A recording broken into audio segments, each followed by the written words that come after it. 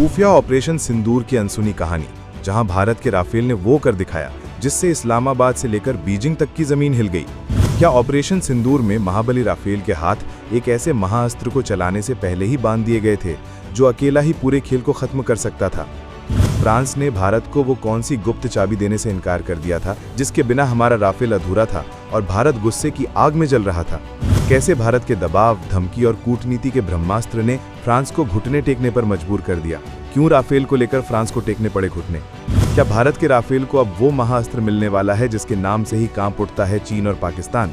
अब राफेल में कौन सा भारतीय ब्रह्मास्त्र लगने जा रहा है जिसकी काट दुनिया की किसी भी सुपर पावर के पास नहीं है? और सबसे बड़ा सवाल, क्या ब्रह्मोस मिसाइल से लैस भारत का राफेल अमेरिका के सबसे घमंडी फाइटर जेट F-35 को भी धूल चटा देगा? साल 2025, एक ऐसी तारीख जिसने भारतीय शौर्य के इतिहास में एक नया अध्याय लिख दिया। पहलगाम में हुए कायराना हरकत के बाद पूरा देश गुस्से में था। भारत ने कसम खाई थी कि दोषियों को चुन चुनकर ऐसी सजा दी जाएगी कि उनकी आने वाली नस्लें भी याद रखेंगी।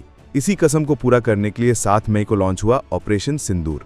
ये कोई साधारण ऑपरेशन नहीं था, ये था नए भारत का तूफानी अंदाज। भारतीय वायुसेना के रणबांकुरे अपने सबसे खतरनाक शिकारी राफेल में सवार होकर निकले और सिर्फ 30 मिनट के अंदर, मैं दोहराता हूं, सिर्फ 30 मिनट के अंदर दुश्मन के ठिकानों को शमशान में बदल दिया। पाकिस्तान के होश उड़ गए, दुनिया हैरान रह गई। भारत ने पहली बार सुखोई 30 से ब्रह्मोस मिसाइल का ऐसा प्रचंड प्रहार किया कि दुश्मन देश घुटनों पर आ गया। लेकिन इस शानदार जीत के बीच एक कसक थी, एक कमी थी जो वायुसेना के रणनीतिकारों को खल रही थी। इस ऑपरेशन का असली हीरो था राफेल, जिसकी रफ्तार और सटीकता ने दुश्मन को संभलने का मौका तक नहीं दिया। लेकिन इसी राफेल के पंखों के नीचे वो महाअस्त्र नहीं था जिसकी भारत को सबसे ज्यादा जरूरत थी। राफेल उस दिन अपनी पूरी क्षमता का प्रदर्शन नहीं कर पाया क्योंकि उसके हाथ एक अदृश्य जंजीर से बंधे थे, एक ऐसी जंजीर जिसकी चाबी फ्रांस के पास थी। फ्रांस लगातार भारत को राफेल पर अपना ब्रह्मास्त्र यानी ब्रह्मोस मिसाइल लगाने से रोक रहा था। भारत इस बात पर आग बबूला था। एक तरफ हमारे जवान अपनी जान पर खेल रहे थे और दूसरी तरफ फ्रांस अपनी शर्तों पर अड़ा हुआ था। लेकिन ये नया हिंदुस्तान है, ये दबाव सहता नहीं, दबाव बनाता है। भारत ने फ्रांस को ऐसा अल्टीमेटम दिया, ऐसी कूटनीतिक चाल चली कि फ्रांस के राष्ट्रपति से लेकर दसॉल्ट एविएशन के CEO तक को समझ आ गया कि भारत की बात अब टालना उनके लिए कितना भारी पड़ सकता है। और वही हुआ जिसका सबको इंतजार था। फ्रांस ने भारत के आगे सरेंडर कर दिया है। उसने वो सोर्स कोड यानी वो गुप्त चाबी भारत को सौंपने का फैसला कर लिया है, जिसके बाद हमारा राफेल अब सिर्फ फ्रांस के हथियारों का मोहताज नहीं रहेगा।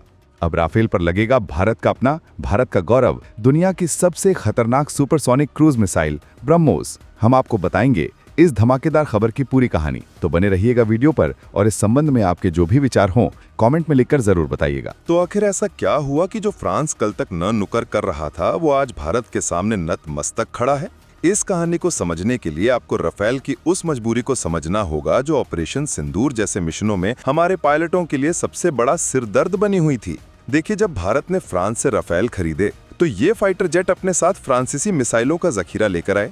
इनमें सबसे मुख्य थी एक्सोसैट मिसाइल। अब कागज पर तो ये एक अच्छी मिसाइल लगती है, लेकिन जंग के मैदान में इसकी सबसे बड़ी कमजोरी है इसकी रेंज यानी इसकी मारक क्षमता। एक्सोसैट मिसाइल की रेंज महज 70 किलोमीटर है। अब आप खुद सोचिए, आज के जमाने में जब दुश्मन के पास सैकड़ों किलोमीटर दूर से मार करने वाले एयर डिफेंस सिस्टम लगे हों, तब 70 किलोमीटर की रेंज वाली मिसाइल से हमला करना कितना जोखिम भरा है। इसका सीधा सा मतलब ये था कि हमारे पायलट को दुश्मन के ठिकाने को तबाह करने के लिए उसके बहुत करीब, लगभग उसकी नाक के नीचे तक जाना पड़ता। ये तो वैसा ही है जैसे आपके पास दुनिया की सबसे तेज रेसिंग कार हो, लेकिन आप उसे सिर्फ अपने मोहल्ले की तंग गलियों में ही चला सकते हैं। ये एक तरह से अपने सबसे ताकतवर योद्धा को जानबूझकर खतरे में धकेलने जैसा था। भारत इस लिमिटेशन को जानता था और लगातार राफेल बनाने वाली कंपनी दसॉल्ट एविएशन से कह रहा था कि हमें अपने फाइटर जेट पर अपनी मिसाइल लगाने की इजाजत दो। वो मिसाइल जिसका नाम सुनते ही चीन और पाकिस्तान के जनरलों की नींद उड़ जाती है, ब्रह्मोस। अब आप सोच रहे होंगे कि अगर ब्रह्मोस इतनी ही खास है तो भारत उसे पहले से इस्तेमाल क्यों नहीं कर रहा था? भारत बिल्कुल कर रहा था, जैसा कि ऑपरेशन सिंदूर में हुआ। हमारे Sukhoi 30 fighter jets BrahMos missile से लैस हैं, लेकिन राफेल और सुखोई में जमीन आसमान का फर्क है। राफेल एक 4.5 जनरेशन का दुनिया के सबसे एडवांस फाइटर जेट्स में से एक है। इसकी रडार को चकमा देने की क्षमता, इसकी इलेक्ट्रॉनिक वॉरफेयर सूट और इसकी तेज गति इसे सुखोई से कहीं ज्यादा खतरनाक बनाती है। भारत का सपना था कि राफेल की फुर्ती और ब्रह्मोस की ताकत को एक कर दिया जाए। सोचिए, एक ऐसा फाइटर जेट जो दुश्मन की रडार में आए बिना उसके इलाके में घुस जाए और फिर सैकड़ों किलोमीटर दूर से ब्रह्मोस दागकर वापस आ जाए। ये एक ऐसा डेडली कॉम्बिनेशन होता जिसके सामने दुश्मन की कोई भी रणनीति काम नहीं करती।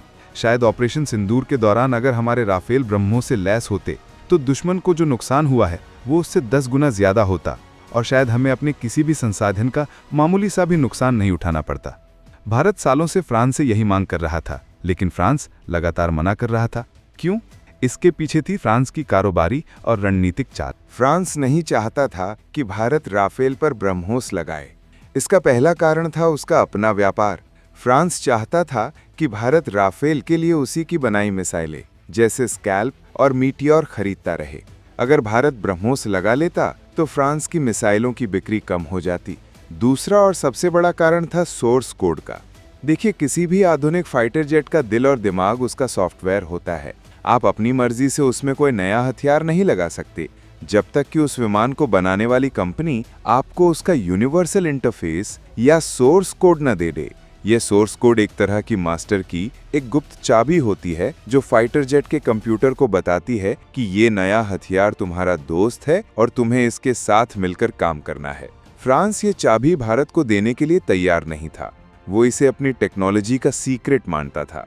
लेकिन भारत ने भी ठान लिया था कि वो ये चाबी लेकर रहेगा। भारत ने फ्रांस को साफ साफ कह दिया, 1 नेशन 1 मिसाइल। अगर हमारे दूसरे फाइटर जेट्स ब्रह्मोस चला सकते हैं तो हमारा सबसे ताकतवर फाइटर जेट राफेल क्यों नहीं? भारत ने फ्रांस को याद दिलाया, अगर फ्रांस भारत की बात नहीं मानेगा तो भविष्य में होने वाली अरबों खरबों डॉलर की डिफेंस डील्स पर इसका असर पड़ सकता है। भारत ने राफेल के नेवल मर्जन की डील को भी इसी शर्त से जोड़ दिया। ये नए हिंदुस्तान की कूटनीति का वो दबाव था जिसके आगे फ्रांस को झुकना ही पड़ा।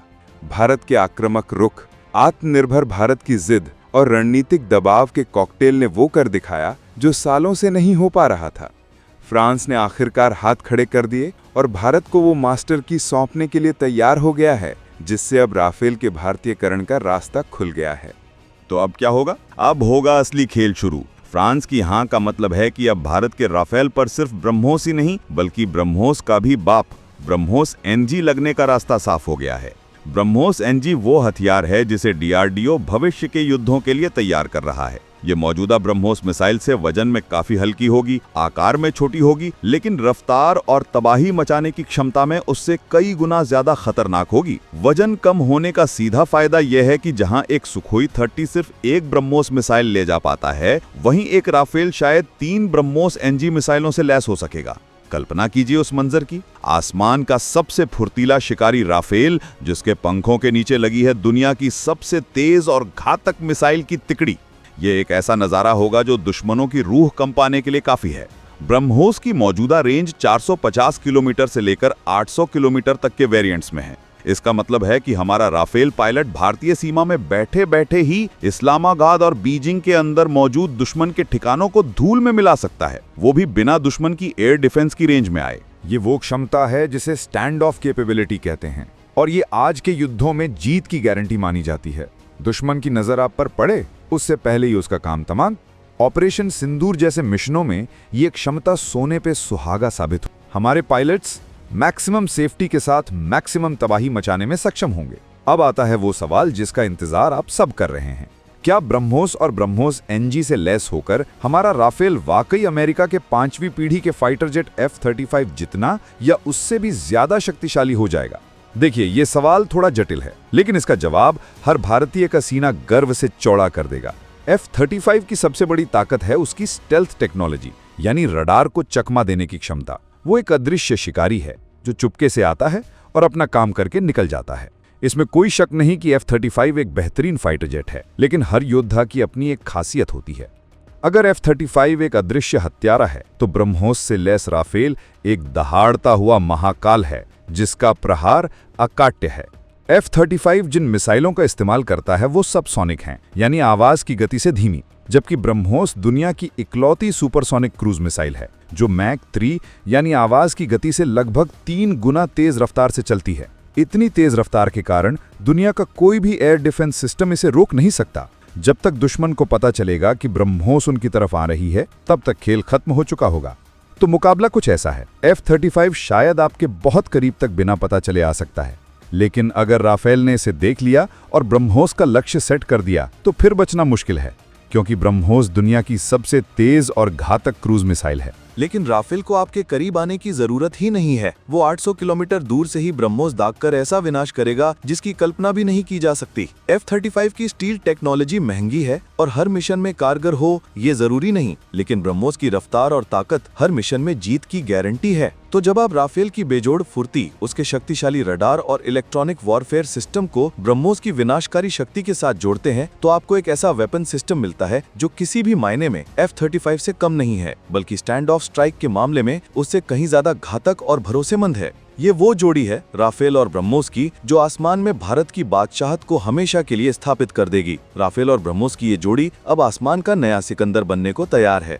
लेकिन सवाल अब भी कई हैं। भारत के इस मास्टर स्ट्रोक के बाद चीन और पाकिस्तान का अगला कदम क्या होगा? क्या चीन अपने J-20 फाइटर जेट के लिए ब्रह्मोस जैसी कोई मिसाइल बना पाएगा? और सबसे बड़ा सवाल, राफेल ब्रह्मोस की सफलता के बाद क्या भारत अब अपने स्वदेशी फाइटर जेट एमका में और भी ज्यादा खतरनाक और भविष्य की टेक्नोलॉजी को इंटीग्रेट करेगा? क्या एमका इस जोड़ी से भी 2 कदम आगे होगा? इन सवालों को लेकर आप क्या कुछ सोचते हैं? कमेंट में लिखकर जरूर बताइएगा।